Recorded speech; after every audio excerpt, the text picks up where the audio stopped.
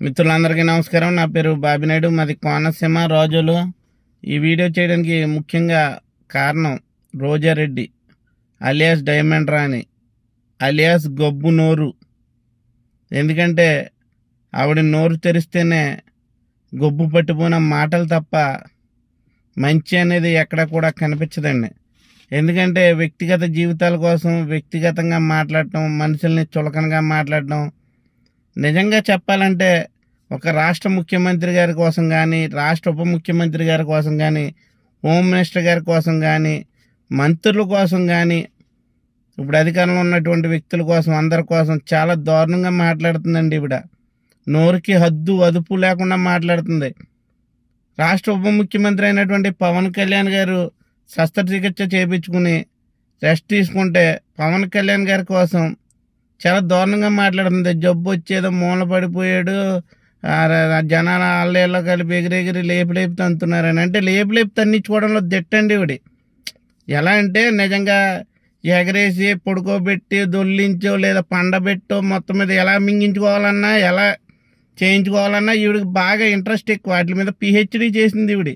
అంటే అన్ని భంగిముల్లో కూడా ఓ పిహెచ్డి చేసినట్టుగానే మాట్లాడుతుంది. ఎందుకంటే ఆ నోరుకి అడ్డు అదుపు ఉండదు. నాకు ఒకటి బాధ వేస్తుందండి. ఎందుకంటే అధికారం నుండి ప్రస్తుతం అంతమంది మంత్రుల కోసం కానీ వ్యక్తిగతంగా మాట్లాడుతుంటే ఎందుకు ఈవిడని ఏమి చేయలేకపోతున్నారు, ఎందుకు ఈవిడ మీద చర్యలు తీసుకుంటలేదు అన్నది నాకైతే చాలా బాధగా ఉందండి.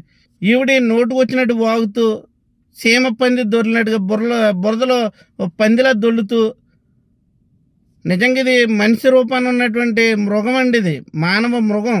ఇలాంటి మృగాన్ని అర్జెంటుగా ఏదో కుక్కల బండి ఏదో తీసుకొచ్చి లోపల వేసేయాలండి. ఇది బయట తిరిగితే ప్రమాదం. నిజంగా ఇలాంటి మృగాన్ని, ఇలాంటి సేమ్ పందిని బయట తిరగనివ్వకూడదు, అసలు లోపల వేసేయాలి. ఎందుకంటే సామాన్యుని అరెస్ట్ చేస్తున్నప్పుడు ఈవిడ ఎందుకు అరెస్ట్ చేయలేకపోతున్నారు? వెంటనే ఈవిడ మీద కఠిన చర్యలు అయితే తీసుకోవాలని చెప్పి మేమైతే డిమాండ్ చేస్తున్నామండి. ఎందుకంటే ఏ పార్టీలో ఉన్నా సరే, అటు వైసీపీ కావచ్చు, టీడీపీ కావచ్చు, జనసేన కావచ్చు, ఏ పార్టీలో ఉన్న కార్యకర్తకి ఏమైనా తప్పు చేస్తే వెంటనే చట్టాలు న్యాయాలన్నీ న్యాయబద్ధంగా వెళ్ళిపోతాయి, చట్టాలు పనిచేసేస్తున్నాయి. అదే నాయకురాలు ఇలాంటి సేమ్ పని విషయంలో ఎందుకు పనిచేయట్లేదా? న్యాయపరంగా చట్టాలు ఎందుకు పనిచేయట్లేదని నేను అడుగుతున్నా. ఖచ్చితంగా కార్యకర్తకు న్యాయం, దీనికో న్యాయం అయితే ఉండకూడదండి. కంపల్సరీ రోజారెడ్డి అలియాస్ గొబ్బునూరు ఈ సేమ్ పందిని అర్జెంటుగా అరెస్ట్ చేసి లోపలేసి కఠిన చర్యలు అయితే తీసుకోవాలని మేమందరం డిమాండ్ చేస్తున్నాం. రోజా నోరు అదుపులో పెట్టుకో. నువ్వే పెద్ద దరిద్రానివి. వైసీపీ పార్టీకి పట్టిన దరిద్రం ఏదైనా ఉందంటే అది రోజా అన్న విషయాన్ని గమనించాలి. ఎందుకంటే వైసీపీ కార్యకర్తలు అందరూ కూడా లబోదిబో అంటున్నారు. ఎందుకంటే నువ్వు మాట్లాడి మాటలకి